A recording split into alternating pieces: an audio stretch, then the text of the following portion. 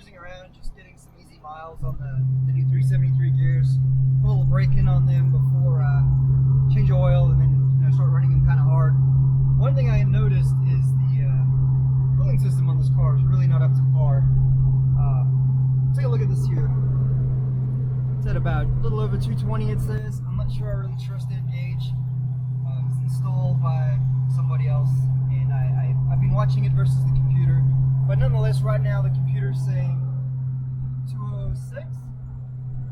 So yeah, it's running pretty warm. I'm just cruising around, normal life driving. I'm not using the AC. I'm not hammering on the car or anything. So clearly there's something going on. I put a new thermostat in it in case it was sticking or not opening all the way, and I drained the coolant obviously, and I recharged it with a vacuum, pulling a vacuum first, make sure we had no air pockets. Checked the water flow of the water pump while I had the radiator disconnected and such. Everything looks to be in par, but I think I found what the issue is, why we're having some cooling problems. Alright, we got pulled over here. Let's take a look. This is just easy driving, hot weather. We're seeing almost 240 on here, and the laptop was saying, oh, where's it back? 218. I saw that hit 222, 224, whatever, a couple times.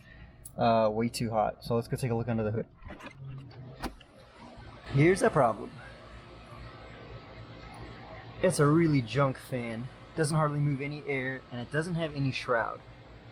That's a huge deal. Having a shroud and a decent fan is going to make a world of difference on here. The other thing is, this fan, it's not super heavy.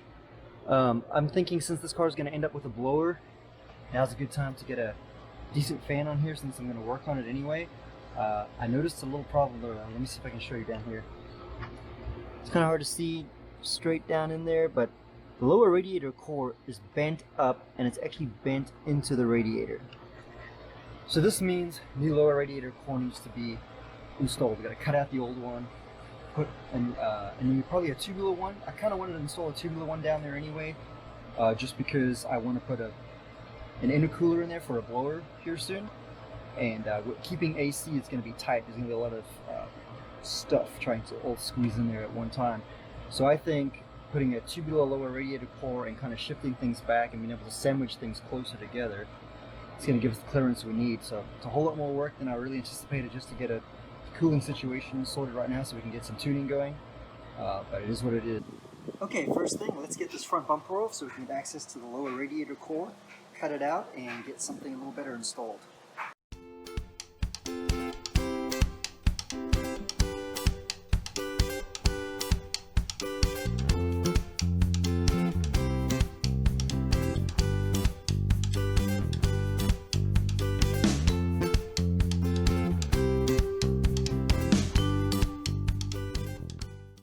Okay, the cover is off.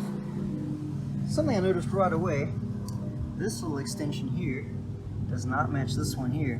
That one's longer. Something strange has been happening over here, so I'll have to dig into that.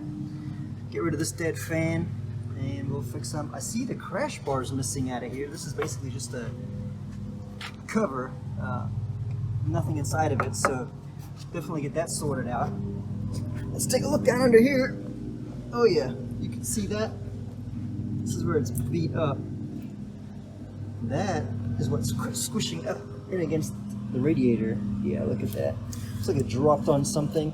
It's also pushed towards the front of the car, almost like the car rolled back. Hit something, caught on it, I'm not really sure. But this is what we're gonna cut out. This core piece here, up to here. So I think I'm gonna get this AC condenser pulled up and out of the way a little bit without disconnecting the lines. The radiator, of course, I can drain the coolant easy enough and just pull that out, and that fan, we'll get a better view and go from there.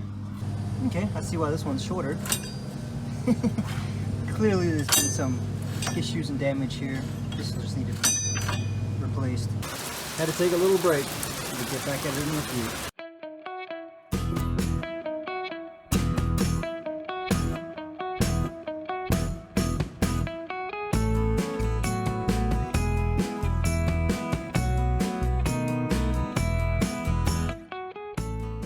Alright, I have everything loose here to pull the radiator out now. Looks like when I wired up this fan they had in the car, I was smart enough to put a plug on it so I could just unplug it real easy. Makes for a convenient removal, although this fan and radiator is getting replaced, so much for that, but it was a good idea nonetheless.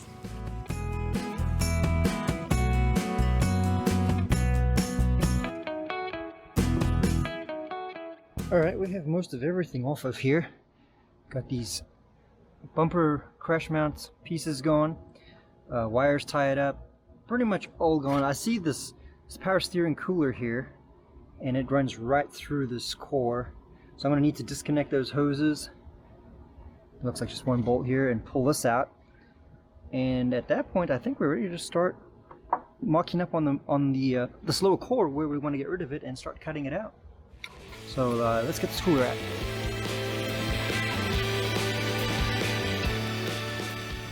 Alright, I have a couple non-compliant hoses here. I have a solution. They're just going to get replaced.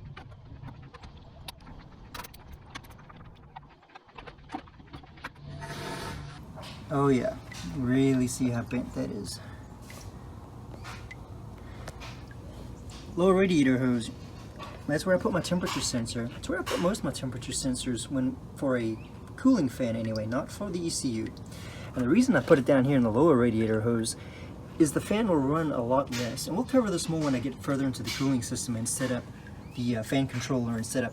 But the basic concept is it gives your radiator a chance to do its job. Cool down the coolant, and only then when it gets out of the radiator down here, if it's still too hot, then it turns the fan on and pulls the temperature down. Otherwise, you just run the fan a whole lot more than really necessary because the radiator is not getting a chance to do its job before the temperature sensor turns the fan on. Now with the radiator out, you can really see how tore up that bottom core was. It's bent up and pushed forward quite a bit. Alright guys, so that's why we're going to tear down the car. You kind of saw the thought process on why I'm going to tear it down, and of course the tear down to get to the lower radiator core. Next time I'm going to go ahead and cut it out and weld in a new one and start getting into all that fabrication process. It's going to be a whole little series. We got a new cooling system going in, a better radiator, shroud, fan setup. Going to get into how to do all of that, and also going to build a custom fan controller to kind of finish off the whole thing, so the fan speed will be controlled by the engine temperature, soft start, all that good stuff. Anyway, getting ahead of myself. Stick around, things are about to get interesting. Too, to tear it out if you're going to do the same thing, so no. Also shows you what was involved in getting the teardown to it.